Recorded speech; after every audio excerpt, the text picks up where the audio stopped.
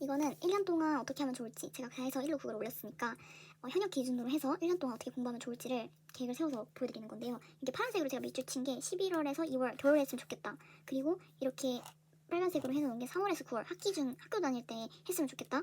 그리고 이 보라색을 수능 두세 달 전에 이렇게 했으면 좋겠다. 이렇게 세 가지로 나누어서 설명을 드리고요. 만약에 이 겨울방학 지나서 보셨으면 그래도 이걸 먼저 하셔야 돼요. 이걸 먼저 하고 이걸 좀 줄일지언정 이 파란색으로 된 거랑 보라색으로 된 이 두 개가 필수라고 보시면 될 것 같아요. 먼저 언어 매치부터 설명을 드리자면 이제 언어는 겨울방학 때 개념이랑 기출을 꼭 하셔야 돼요. 이게 언어는 오히려 문학이랑 독서보다 사설이랑 더 확 느낌이 다르다고 볼 수 있을 것 같아요. 왜냐면 풀 때는 모르는데 사실 평가원은 되게 엄밀하게 문제를 내서 핵심 포인트를 딱 모르면 풀 수가 없는데 사설은 약간 뭉개서 풀어도 풀 수가 있거든요. 그래서 겨울방학 때는 엔제나 그런 것보다는 개념 기출을 꼼꼼하게 하셨으면 좋겠고 추천드리는 강사는 백환 선생님 추천드립니다. 그리고 이제 3월, 9월 학기 중에는 이감 문법 같은 엔제가 있거든요. 그거랑 수특수항 같은 걸 풀면서 양치기를 하시는 게 필요하다고 생각을 해요. 사실 저 같은 경우에는 이감뿐만이 아니라 상상 뭐 이런 식으로 시중에 나와 있는 언매 엔제를 다 풀었어요. 근데도 그게 도움이 되기보다는 그냥 기출이 더 도움이 됐던 것 같아서 많이 풀 필요는 없다고 생각을 합니다. 시간이 부족하면 엔제 말고 수특수만 푸셔도 돼요. 그리고 수능 2달 전에는 다시 기출로 돌아와서 이제 매체나 언어 같은 거를 다시 보는 연습을 하세요. 또 매체도 마찬가지로 그냥 언어 풀 때 같이 세트로 되어 있으니까 뒤에를 풀면서 행동 강령을 정립하세요. 그러니까 뭐 뉴스가 나올 수도 있고 동아리 카톡 채팅방이 나올 수도 있고 하잖아요. 그럼 그런 걸 풀 때 내가 뭐 현재를 먼저 읽을 건지 아니면 뭐 왔다 갔다 할 건지 다 읽고 넘어올 건지 이게 사람마다 맞는 방법이 다르니까 그런 거를 행동 강령 같은 걸 정립을 하시고 또 실무에서 더러운 문제 같은 걸 다 풀어보면서 낯선 상황을 대처하는 걸 어떻게 해야 되는지를 정립을 하셨으면 좋겠습니다. 저 같은 경우에는 안 풀려도 안 넘어가고 다시 읽어서 푸는 성향이었고 안 풀릴 때 넘어갔다 와서 잘 풀린다라는 사람도 있었던 것 같아요. 이런 거는 매체 같은 경우는 사람 바이 사람이니까 적당히 잘 연습해보면 될 것 같고 이제 독서랑 문학에 대해서 말씀을 드리면 독서는 겨울방학 때 꼭 기출을 스스로 풀어보세요. 그리고 스스로 분석하세요. 그러니까 저는 인간 강사 거를 무작정 듣는 게 되게 별로라고 생각을 해요.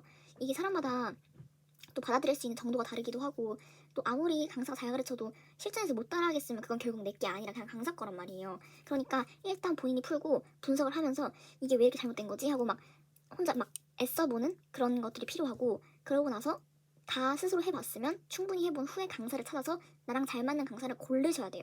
그러니까 일탈을 그냥 무작정 듣지 마시고 여러 사람 듣고 나랑 잘 맞는 사람이 누군지 그리고 내가 저 사람 거는 따라할 수 있겠다. 근데 이 사람 건 못 따라하겠다. 그럼 그냥 따라할 수 있는 사람 거를 듣는 게 맞다고 봐요. 못 따라하는 거 들어봤자 평생 못 따라하거든요. 자기랑 다르면. 그런 의미에서 저는 정성민 선생님이 되게 괜찮았어요.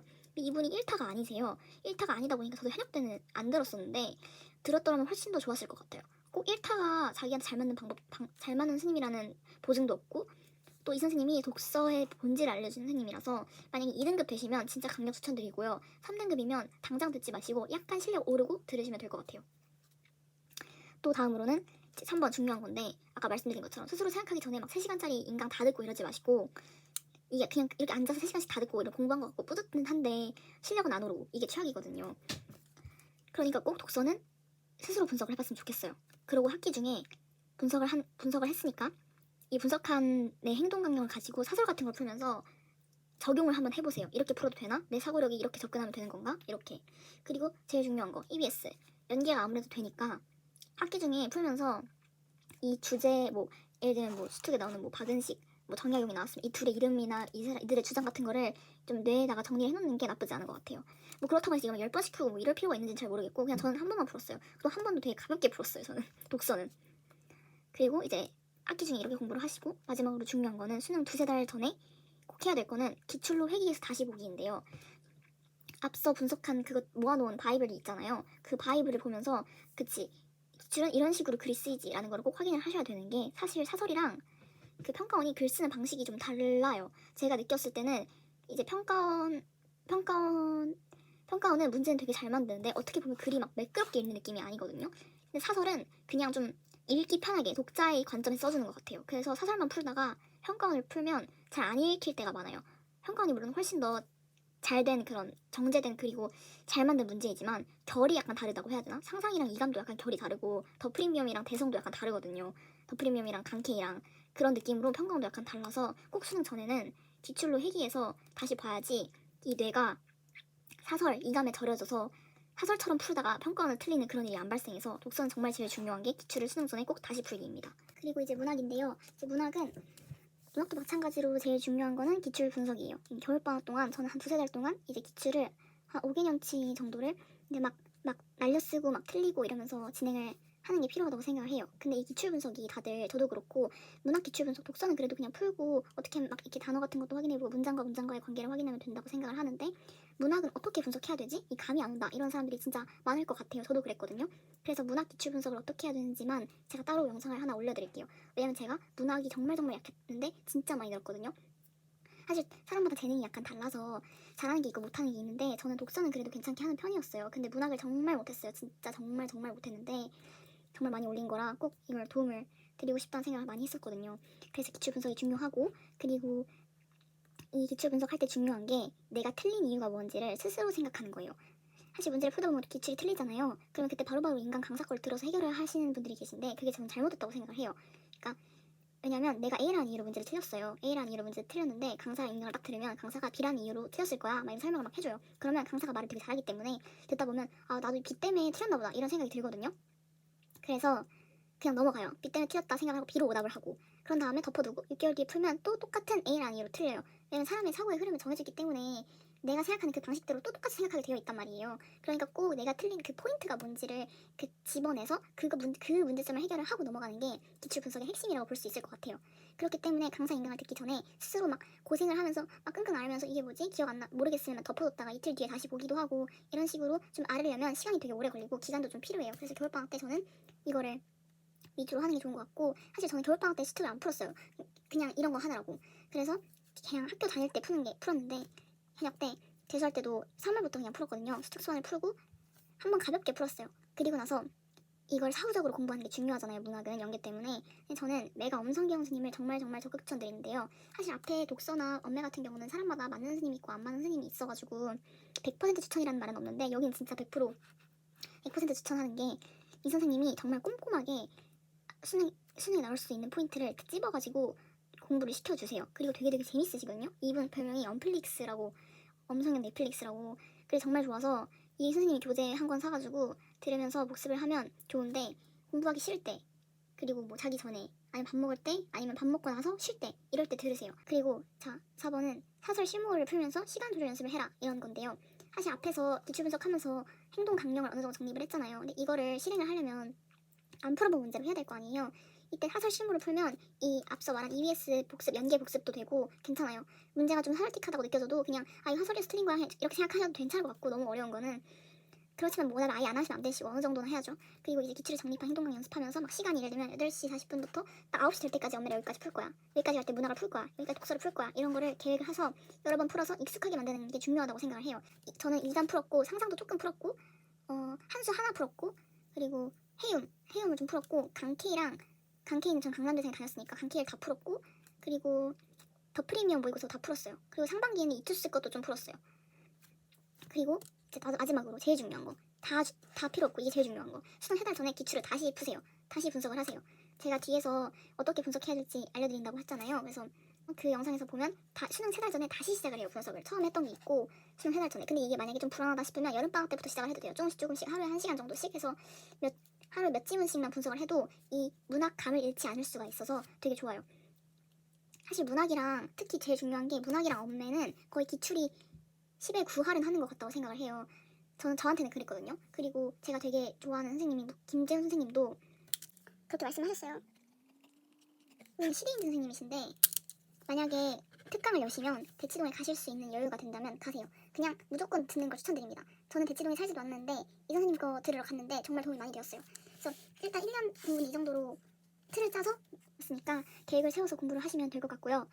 제가 기출 분석이 제일 중요했다고 말씀을 드렸잖아요. 그런데 이 문학 기출 분석이 특히 저 같은 경우에도 처음에 어떻게 해야 되는지 감이 진짜 안 잡혔고 그 잠을 잘 들 때까지 기간이 굉장히 오래 걸렸기 때문에 제가 분석했던 교재를 가지고 와서 문제 사례를 들면서 이런 식으로 기출 분석하면 된다라고 문학만 간단하게 알려드릴게요.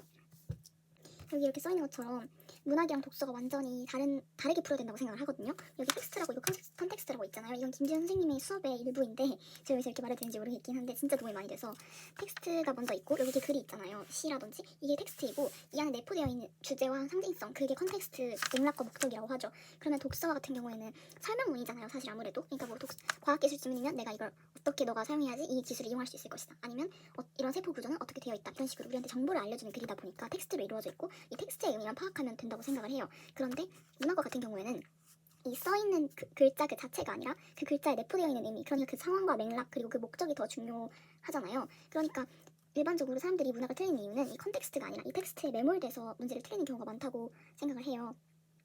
그래서 이 컨텍스트를 파악하기 위해서 먼저 첫 번째로 이 시를 읽을 때 화자가 어디 있는지, 화자가 무엇을 관찰하는지, 누구와 함께 있는지 이렇게 세 개만 생각을 머릿속에 해요. 그런 다음에 이 세 개를 가지고 이 컨텍스트를 확립을 하는 거예요. 그러니까 이 시가 무엇을 말하고 있는가를 한 문장으로 이렇게 정리를 해서 머릿속에 딱 박아요. 그 상태로 문제를 풀면 훨씬 더 다른 이제 잡다한 미사 여구에 휘말리지 않고서는 문제를 풀 수가 있어요. 이런 식으로 이거 5개년치 기출인데요. 이 기출을 이렇게 다 분석을 하는 거예요. 이 기출 분석을 할 때 일단 연필로 먼저 풀고 내가 어떻게 현장에서 이걸 풀었어야 되는지 내가 의무적으로 했어야 되는 생각을 파란색으로 적고 빨간색으로는 사후적으로 예를 들면 시간의 흐름이 정확히 뭐지? 현장에서 몰랐다고 해서 네이버로 검색을 해볼 순 없잖아요. 그럼 일단 넘어가야 될 거 아니죠? 아니에요? 그러니까 이건 빨간색으로 적은 거는 내가 사후적으로 검색해본 거는 빨간색으로 적고 현장에서 내가 생각했어야 될 의식적인 사고의 흐름들은 파란색으로 적어요. 그런 다음에 적절하다라고 판단했던 포인트는 이걸로 이건 무조건 틀렸다라고 파악했던 포인트는 이 색으로 해서 정리를 일관적으로 쫙 해서 복습을 하면 됩니다. 제가 문제를 가지고 와서 더 자세하게 사례를 들어서 말씀을 드릴게요. 2021학년 수준을 가지고 왔는데요. 이게 정철의 3인곡이랑 신음의 시 그리고 수필 하나 이렇게 세 개로 이루어진 한 세트이고요. 이 40번 이 문제를 보면 여기서 나랑 달을 고요함의 측면에서 살펴보자라고 말을 하고 있어요. 그래서 이걸 쫙 읽고서는 1번 선지를 이제 읽어봅시다. 1번 선지가 제가 말씀드리고 싶은 부분이 있는 선지인데요.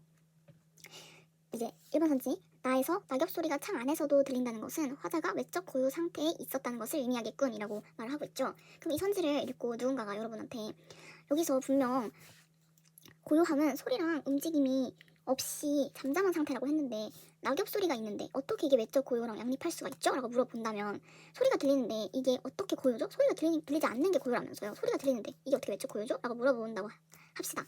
저한테도 이런 질문을 누가 딱 했다고 하면 순간 약간 뭐라고 답해야 되지? 라고 옛날에는 생각을 했었을 것 같아요. 그런데 그렇게 생각하는 데에는 아까 제가 말씀드린 그 텍스트를 보고 컨텍스트를 파악하지 못한 오류의 사례라고 볼 수 있을 것 같은데요. 사실 저희가 집에 있으면 낙엽 소리가 들리진 않잖아요. 왜냐면 집안에서 막 누군가 대화하는 소음도 있고 여러 가지 소음이 있기 때문에. 그런데 집 안에서 낙엽 소리가 들린다는 거는 집이 정말 조용하기 때문에 낙엽 소리가 들릴 수 있다라고 생각을 해봅시다. 그러니까 이 1번 선지는 소리가 들려서 고요가 깨졌다라는 걸 말하고 싶은 선지가 아니라 이 낙엽 소리가 들릴 만큼이나 집이 정말 조용한 외적 고요 상태에 있었다라고 말을 하고 싶은 선지인 거예요. 이게 사실 지금 이렇게 들으면 이거 너무 당연한 얘기 아닌가? 라는 생각이 들 수도 있는데 이게 현장에서 되게 빠르게 막 지문을 읽고 막 보기를 읽고 선지를 딱 읽어. 그러는데 위에 보기에는 고요하면 소리가 없는 거래. 근데 여기 소리가 있대. 근데 고요래. 이러면 여기 묶여서 이게 틀린 거 아닌가? 이게 소리라는 글자랑 고요가 어떻게 한 선지에 있지? 이게 맞은 선지일 수가 없는데 막 이런 식으로 매몰되면서 이걸 찍고 딱 넘어가는 그런 상황이 발생할 수가 있어요. 이런 식으로 틀린 게 생각보다 저도 되게 많았고 여러분도 아마 여러분이 틀었던 모의고사 중에 틀렸던 선지들 다시 훑어보시면 이렇게 글자에 매몰돼서 깊은 맥락을 파악하지 못해서 틀렸던 게 굉장히 많았을 수 있거든요. 이 문학은 제가 앞에서 말씀드렸다시피 컨텍스트의 한 분이잖아요. 이 텍스트, 그러니까 아무리 소리랑 고요라는 글자가 양립을 하고 있다. 여기선 소리가 없는 게 고요라고 했지만 소리랑 양립이 같이 있다고, 소리랑 고요가 같이 양립하고 있다고 해도 그 의미가 충분히 다를 수가 있는 거죠. 일단 제가 두 가지 예시를 들고 와가지고 어떻게 분석하면 되는지 대충 길을 잡아드렸는데 제가 사실 더 막 사례를 들 수 있는 사례가 되게 많고 막 이건 이런 식으로 분석하면 된다 막 알려드리고 싶은 게 많은데 너무 영상이 길어지면 오히려 더 이해하기 어려울까봐 일단 두 가지 정도로 예시로 마무리를 하고 이런 식으로 문학을 분석을 하면서 실력을 늘리시면 될 것 같아요. 그리고 앞에서 제일 처음 말씀드린 것처럼 그 겨울방학 동안에는 이제 엄매랑 문학이랑 독서 모두 다 기출을 꼭 본인 힘으로 하는 게 중요하고 문학은 제가 말씀드린 방식으로 하셨으면 좋겠고 독서 같은 경우는 제가 만약에 더 도움이 필요하시다면 영상을 올리거나 아니면 댓글로 알려드릴게요. 어떻게 했는지. 일단 문학이 더 체화하기 어려울 것 같아서 말씀을 이렇게 드렸고 도움이 많이 되셨으면 좋겠습니다.